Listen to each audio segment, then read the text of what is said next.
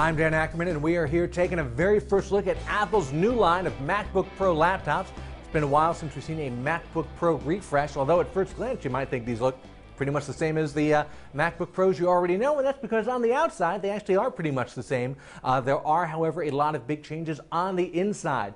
Most importantly, these guys have all switched on the 13-inch, the 15-inch, and the 17-inch to Intel's second generation of Core i-series processors. That's what was previously codenamed Sandy Bridge, and that gives you a lot of advantages in terms of processing power, battery life, and the integrated graphics that come built in with these. It's Intel's HD 3000 integrated graphics, which is actually a pretty decent step up from previous generation Intel integrated graphics. Then on the 15-inch like this model and the 17-inch, there's also discrete graphics, although here's another big switch. Instead of NVIDIA discrete graphics, they use AMD discrete graphics. That's kind of a major change there.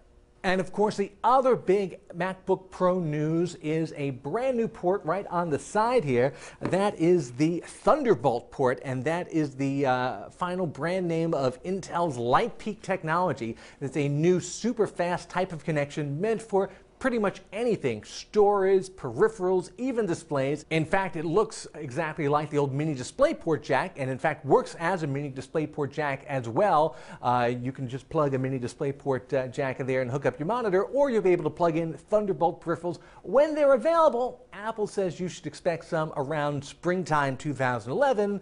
We've seen a couple of prototypes, but we don't really know what the final products are going to be. I bet they'll be very hard drive related right now. We've already heard rumors of high-end digital cameras coming out with Thunderbolt ports on them, and that can do theoretically like 10 megabits per second bi-directional. So, you know, great if you're, let's say, editing a lot of HD video or something like that.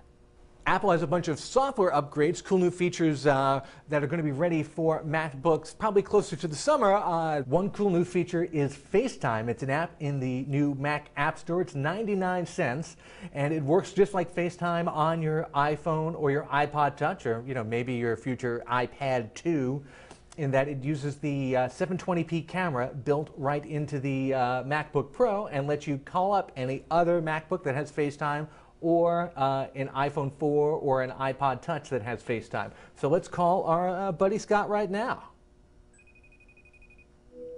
Why, hello Scott, how you doing? Hey Dan, what's up? I'm calling Scott, who's on another MacBook Pro right now. Let's switch to the horizontal view, kind of like we were flipping our iPhones on their sides. Can you do that? Sure, here we go. Whoa! Oh, look at that. All right, now I'm going to go full screen over here, and for a full screen video chat, it's actually pretty impressive. How are things doing down at the other end of the office? Hey, things down at the office are great. How are things over in the TV studio? Pretty exciting? I bet everyone wants to hear about Thunderbolt, don't they? They are all chanting Thunderbolt. Excellent. As is standard operating procedure for Apple, they've kept the prices about the same while upgrading the components. So the 13 still start at $11.99. This is the high-end 15-inch model. That's actually $21.99, and the 17 start at $24.99. I'm Dan Ackerman, and that is a first look at the new 15-inch MacBook Pro.